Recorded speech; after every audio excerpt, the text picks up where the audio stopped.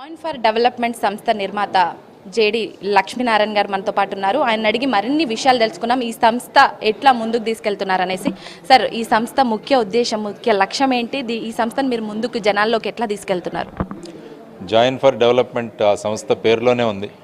అభివృద్ధి కోసం అందరం కలుద్దాం, సమకాలీన ఆలోచనలు ఉన్న వాళ్ళందరినీ ఒక తాటి మీదకి తీసుకురావడం మా సంస్థ యొక్క ఉద్దేశం అనమాట.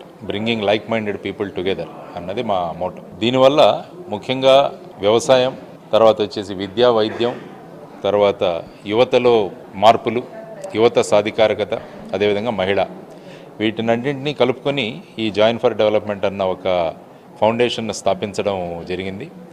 ఈ జాయిన్ ఫర్ డెవలప్మెంట్ దాంట్లో ఎన్నో ప్రయత్నాలు, ప్రయోగాలు మేము చేస్తున్నాం.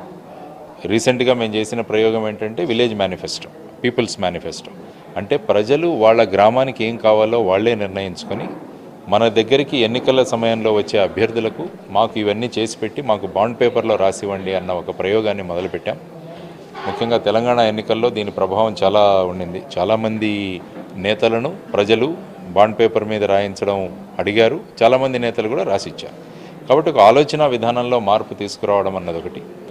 రెండవది వచ్చేసి ఐడియా బాక్స్ అన్నది ఒకటి తయారు చేసాం. అంటే పిల్లల్లో చాలా సృజనాత్మకమైన ఆలోచనలు ఉంటాయి, క్రియేటివ్ ఐడియాస్ అంటాం.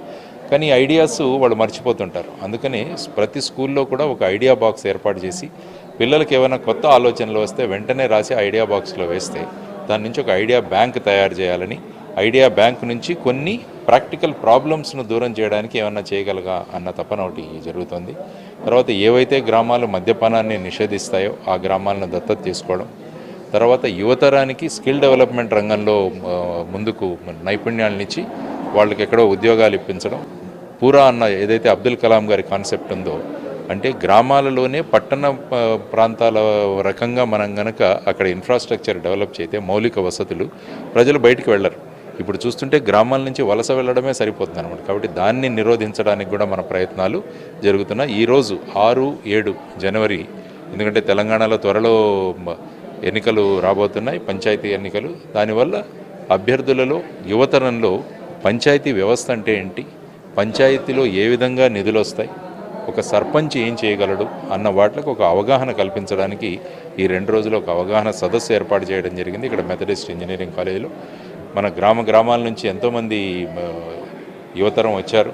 కాబట్టి వాళ్ళకు నిపుణుల చేత ఈ చెప్పడం. ఈరోజు గంగదేవపల్లి రాజమౌళి గారు ఈరోజు రావడం జరిగింది. ఆయన అనుభవాలు, ఆయన ఈ 35 సంవత్సరాల అనుభవాలు ఈరోజు చెప్పడం జరిగింది. తర్వాత ఎంతోమంది వక్తలు వస్తున్నారు ఇక్కడ. కాబట్టి వాళ్ళు వివిధ విషయాల గురించి చెప్పడం వల్ల ఈ విద్యార్థులలో, ఈ యువతరంలో కాన్ఫిడెన్స్ పెరిగి వాళ్ళు వెళ్ళి గ్రామాలలో మంచి పనులు చేస్తూ గాంధీ గారు కలలుగన్న గ్రామ స్వరాజ్యాన్ని, ఒక ఆదర్శవంతమైన గ్రామాల్ని ఏర్పాటు చేసే ప్రయత్నంలో మా వంతు కర్తవ్యంగా ఈ 2 రోజుల అవగాహన సదస్సు ఏర్పాటు చేయడం జరిగింది. సార్, అంటే ఈ 2 రోజుల పాటు ఈ గ్రామ పంచాయతీ ఎలక్షన్స్ పైన అవగాహన సదస్సు అన్నారు. అంటే ఇప్పుడు సాధారణ ఎన్నికల్లో బాగా డబ్బు ఖర్చు చేశారు కదా, ఈ గ్రామ పంచాయతీ ఎలక్షన్స్లో ఇట్లా డబ్బు ఖర్చు చేయకుండా ఉండడానికి ఎట్లా ఆపగలం దాన్ని? అంటే ఇట్లా డబ్బు ఖర్చు చేసే వాళ్ళు ఉన్నప్పుడు గ్రామాలు అభివృద్ధి చెందుతాయా? డబ్బు, మద్యం అన్నది ముఖ్యంగా ప్రబలంగా ఎలక్షన్లో వాడడం చాలా జరుగుతుంది. మొన్న కూడా ఐ థింక్ 100 కోట్లకు పైనగానే పట్టుకున్నారు మన ఈ ఎలక్షన్స్లో. దీనికి ఏంటంటే ప్రజల్లో కూడా మార్పు రావాలి. ఎందుకంటే మనల్ని డబ్బుతో కొనగలము, మనము అమ్ముడుపోయే వస్తువులని ప్రజలు ఎప్పుడైతే అనుకుంటారో అప్పుడు ఈ విధంగా చూపిస్తుంటారు రాజకీయ నాయకులు కూడా. కాబట్టి మేము అమ్ముడుపోము, మాకు ఈ అభివృద్ధి కావాలి అని ప్రజలను మనం తయారు చేయగలిగితే అప్పుడు వాళ్ళలో ఖచ్చితమైన మార్పు వస్తుంది. బోత్ కంటెస్ట్ చేసే వాళ్ళలోనూ ప్రజల్లోనూ కూడా దీని గురించి మార్పు రావాలి. రేపు 1000 రూపాయలు నేను తీసుకుని ఓటు వేసి రేపు మీరు అభివృద్ధి చేయట్లేదు అని నేను అడిగేదానికి నాకు మొహం చల్లదు. నేను అడిగినా కూడా వాడు అంటాడు, నువ్వు 1000 రూపాయలు ఓటు వేసుకుని వేసావు కదరా, నువ్వేవాడు అడిగేదానికని అతను కూడా గద్దిస్తాడు మన మీద. కాబట్టి అటువంటి పరిస్థితి రాకుండా, ఇటువంటి చిన్న చిన్న విషయాలకు మనము లోపడకుండా మన గ్రామ అభివృద్ధి, మన పిల్లల అభివృద్ధి మాకు ముఖ్యం. దానికోసం మంచి వ్యక్తులను మేము ఎన్నుకుంటామని ఎప్పుడైతే అనుకున్నారో ఖచ్చితంగా వాళ్ళలో మార్పు వస్తుంది. ఉన్నత ఉద్యోగాన్ని వదిలిపెట్టి మీరు రాజకీయాల్లోకి రావడానికి గల రీజన్స్, అంటే సడన్గా రావాలని ఎందుకు అనిపించింది మీకు? అట్లాగే మీ ముందున్న లక్ష్యం ఏంటి సార్? ముఖ్యంగా నేను రావడం ఏంటంటే 28 సంవత్సరాలు నేను ఉద్యోగం చేశాను. ముఖ్యంగా వ్యవసాయము, తర్వాత గ్రామీణాభివృద్ధి, వీటిలో మిగిలిన కాలంలో పనిచేయాలన్న ఉద్దేశంతో నేను రావడం. ఇప్పుడు ఈరోజు ఈ మీటింగ్ పెట్టామంటే అది కూడా ఒక భాగమే. ప్రజలను ఎప్పుడైతే యువతరాన్ని ఎప్పుడైతే మనం వాళ్ళని ఎంపవర్ చేశామో సాధికారికత వైపు మనం వెళతామో ఖచ్చితంగా సమాజంలో మార్పు వస్తుంది. దానికోసం మనం ఏదైనా చేయాలన్న ఉద్దేశంతో రావడం జరిగిందన్నమాట. సార్ అంటే చంద్రబాబును గెలిపించడానికే మీరు రాజకీయాల్లోకి వచ్చిండ్రు అనేసి ఈ వైసీపీ నేతలు అంటున్నారు. మరి మీరేమంటారు ఈ ప్రశ్నకి? ఎవరు ఏమన్నా అనుకోవచ్చండి, వాక్ స్వాతంత్రం ఉంది మన దేశంలో. రాజ్యాంగంలో ప్రతి మనిషి తన అభిప్రాయాలను వ్యక్తం చేసే అవకాశం ఉంది. వాళ్ళ అండర్స్టాండింగ్ని బట్టి వాళ్ళు మాట్లాడచ్చు. కాబట్టి వాళ్ళ అవగాహనకు దీనికే నేను వదిలేస్తున్నాను.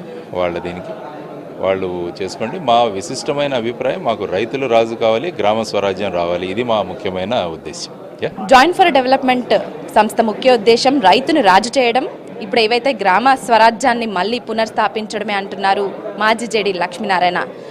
ఇదే దిశగా మేము ముందుకెళ్తాం, మా వెనకాల యువత ఉందని ఆశాభావాన్ని వ్యక్తం చేస్తున్నారు. కెమెరా పర్సన్ రాజ్ కుమార్తో హరిత, V6 న్యూస్, హైదరాబాద్.